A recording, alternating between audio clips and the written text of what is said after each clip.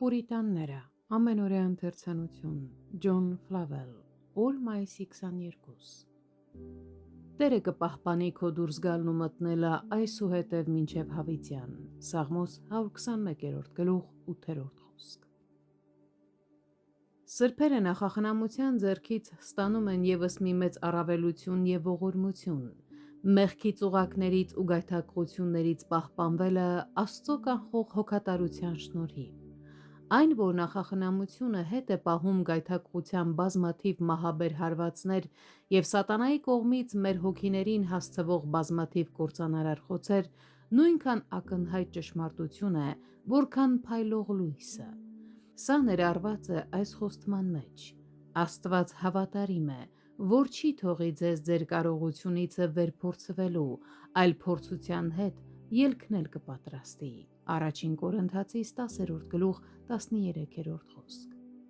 Նախախնամությունը հոգու փրկության համար ելք է տալիս, երբ այն փակված է լինում գայթակղության վտանգավոր նեղության մեջ։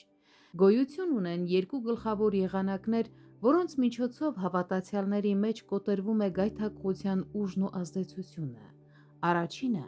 ներքին շնորհի ներգործությամբ է։ Մարմինը ցանկանում է հոգուն հակառակ և հոգին մարմնին հակառակ, և սրանք իրար հակառակ են, որ միգուցե այն, որ դուք կամենում եք, այն անեք։ Գաղատացիս 5-րդ գլուխ 17-րդ խոսք Այսինքն, սրբագործությունը մեղքին տալիս է անպտուղ արգանդ, նույնիսկ այն ժամանակ, երբ այն արդեն հղացել է հոգու մեջ։ Մյուս եղանակը նախախնամության արտաքին գործադրությամբ է։ Աստծո նախախնամությունը մեծ պատնեշ ու արգելք է մեղքի ամբողջ աշխարհի դեմ,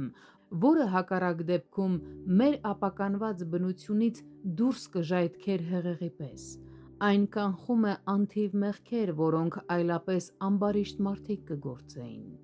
Սոդոմացիները ագահորեն հետևում էին իրենց ցանկություններին, բայց Աստված իր նախախնամությամբ խանգարեց դրան նրանց կուրությամբ հարվածելով։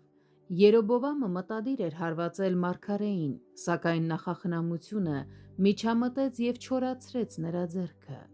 Այսպես տեսնում ենք, որ ամբարիշտ մարդիկ ծրագրում են իրենց չարությունը և երբ պատրաստ են այն գործադրելու, նախախնամությունը նրանց վրա դնում է կապանքներ, որպեսզի նրանց ձեռքերը չկարողանան կատարել իրենց մտադրությունը։ Հոբ 5-րդ գլուխ 12-րդ խոսք